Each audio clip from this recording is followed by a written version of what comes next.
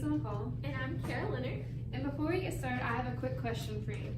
Do you know how many women are currently in aviation? Well, while there are women in every branch of aviation, women only make up about 7% of the aviation field. All these women owe their success to the sacrifice of the women Air Force service pilots, otherwise known as WASP.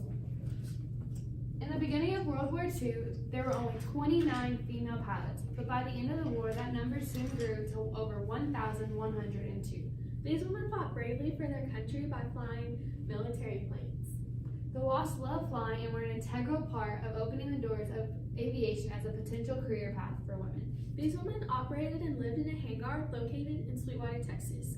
That hangar has since been expanded, renovated, and turned into a museum dedicated to sharing the story of these brave women. Under the direction of Ann Hobbing, the WASP Museum has been able to maintain and continue to produce an informative and inviting environment.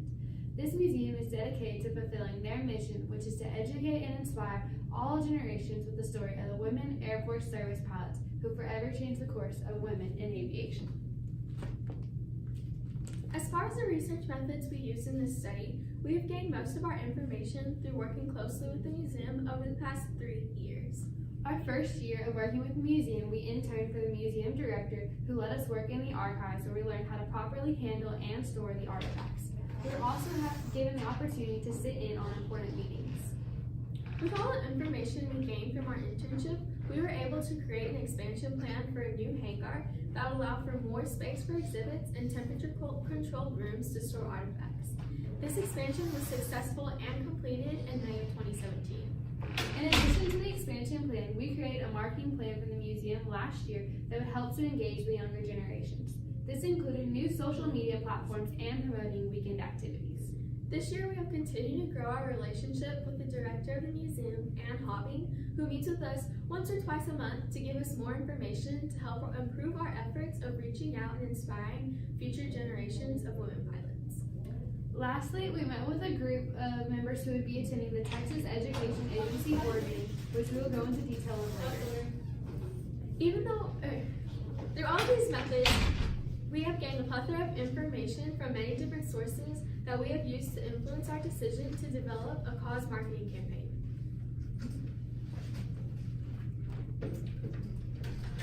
Based on our research, we have found that very few women are found in aviation. In 1960, 1 in every 21,417 women held a pilot certificate. Later, in 1980, the number of women holding a certificate rose to 1 in every 4,224, which was the best representation ever. However, that number is slowly beginning to decrease again, so now to meet a female pilot, you would have to meet 5,623 women. As we mentioned at the beginning, only about 7% of all pilots are women. This chart breaks down each category of aviation and the number of women in each category. The very left column is the total number of pilots in a particular category. The second is the category of aviation. The third column is the number of women in that category, and the last column is the percent of women in that category. Our conclusions based on our findings are that the WASP Museum needs to dedicate their resources to the cause of promoting aviation as a career path for women. In order to effectively do this, we decided to partner with another organization that shares the same goals as the museum. After researching some potential partner organizations, we came across the Air Race Classic, or ARC, which is going to be hosting their annual women's cross-country race. The Air Race Classic is a nonprofit organization that is dedicated to encouraging and educating current and future women pilots, demonstrating women's roles in aviation, and preserving and promoting the tradition of pioneering women in aviation. Because the ARC shares the same core values as the WASP Museum, we decided to reach out to the Air Race Classic and see if they would be willing to support our cause campaign of inspiring young women to consider aviation as a career path. The ARC was more than willing to help and even offered the museum an opportunity to host the start of the race, which would allow the museum to inspire not only future women pilots, but also current ones as well. Before the race begins, racers fly in from all over the country. They begin to arrive a few days prior to the start of the race, so we decided to utilize those days to the best of our abilities. We invited all of the racers to visit the museum to learn about the brave women who paved the way for their success.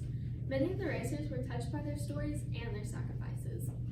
To further support our cause campaign by promoting aviation as a potential career for women, we also held a Racers and Youth event called Mingle with the Racers on June 16th. We wanted to give young girls an opportunity to meet with women who are currently pilots so that they can learn firsthand from them the different aspects of aviation. During this event, volunteers from the museum and a couple of groups of women pilots set up interactive aviation booths so the kids could visit. We actually got to set up a presentation booth where we set up our board and gave a brief history of the women Air Force service pilots. We know this wasn't the most fun for some of the kids, but we felt it was necessary that they got a little bit of history about something that was so big for their town. However, all the other booths were much more entertaining. Some of the activities were learning Morse code, they got to plan a flight log, experience a flight simulation, build model airplanes, just a lot of different things that would keep them intrigued.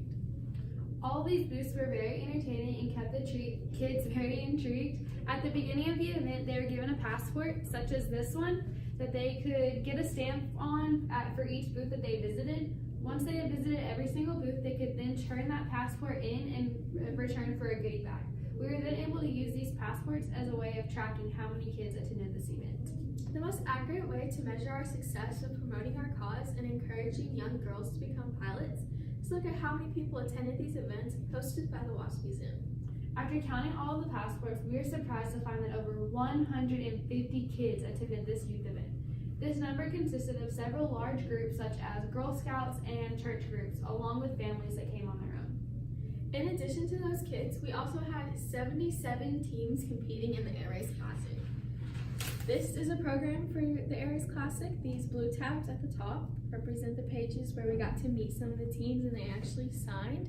The pink tabs are where some teams from Florida actually competed, and then the two orange tabs are teams that competed internationally. If you want to look through that a little bit while we go on. With these 77 teams, this means an additional 154 women were touched by the story of the WASP and hopefully inspired to continue to advocate for the importance of women in aviation. Of the 77 teams, 23 of those teams were collegiate teams representing a different state. This means that our efforts of encouraging young girls everywhere will be multiplied once these women return home and continue to popularize women in aviation. In addition to hosting the Air Race Classic, we were also presented with an unexpected opportunity to fight for our cause. In the beginning of November, the Texas Education Agency announced that they would be removing the Women Air Force Service Pilots from the history curriculum. Not only was this a shock, it was also heartbreaking. We have been working hard these past 3 years to grow this museum so that more people can hear the amazing story of the WASP, who we look up to as role models. Within hours of the announcement, the museum staff was quickly trying to do anything they could to prevent this from happening. We decided that the best first action would be to contact the local news station. We set up interviews for the following day where they interviewed us, the museum director, and the local historian. After word began to get out, the people of our community were outraged. To rally support from our community, we created a petition that reached over 5,000 signatures in only 2 days. On November 11th, the director of the WASP Museum invited us to speak on behalf of the WASP at the Texas Education Agency Board meeting in Austin, Texas. With only 1 day to make plans, we quickly had to fill out an application to speak at the meeting, which could be denied, book a hotel, and prepare to travel 6 hours in support of the WASP. We began preparing our speeches, mainly focusing on the positive impact that these women can have on young girls around the world. With men dominating history, it's important that these girls have a role model as well. The board members were very impressed with our speech and were inspired by our dedication to fight for the WASP. 2 students, the director of the museum, and a few relatives of the WASP, speaking on behalf of the WASP, really made an impact on the Board of Education. Within hours of presenting, the board voted to keep the WASP within the history curriculum, which is almost unheard of. It usually takes weeks to get a decision, but due to all the support, the board finally realized just how important these women really are. After this amazing victory, we both even received a letter from Stan Lambert, our district representative, which here's the letter here if you'd like to take a look at it, thanking us both for fighting so hard to preserve such a rich part of our history. With these women remaining in history, we know that young girls will be taught in school that aviation is not just a man's career, but a woman's as well. And most importantly, that women can do anything they set their minds to. Due to the difference in expenses and revenue, we developed 2 separate diagrams to represent our overall budget. We partnered with the ARC to host the Aries Classic, and from this, there was a total of $29,349. This came from events at the start of the race, transportation, food services, snacks, and other businesses that helped around our community. The museum and Aries Classic had an income of $42,079, which came from registration fees, donations, and square sales from event shops and ticket events. This then resulted in a net total of $12,729. In preparation for the Texas Education Agency Board meeting, Ann spent a total of $304, which included 2 mileage reimbursements of $52 for KTAP4U and Fox 5 News. The remaining $200 was then used for Ann's mileage to attend the meeting, a hotel room, and 2 meals. Our team had an overall expense of $180, which consisted of a hotel room and 2 meals for the both of us and our advisor who drove us. Luckily, we did not have to pay for mileage because our school district allowed for us to take a school vehicle. So in conclusion to all of this, we don't want to stop by just partnering with the ARC. We want to continue to further our outreach and partner with more organizations so that we can further spread the story of the women Air Force service pilots. We thank you so much for your time. We actually have a story that we want to leave with you, and we look forward to a future with the WASP Museum. Do you have any questions for us? Okay, stop it. Yeah.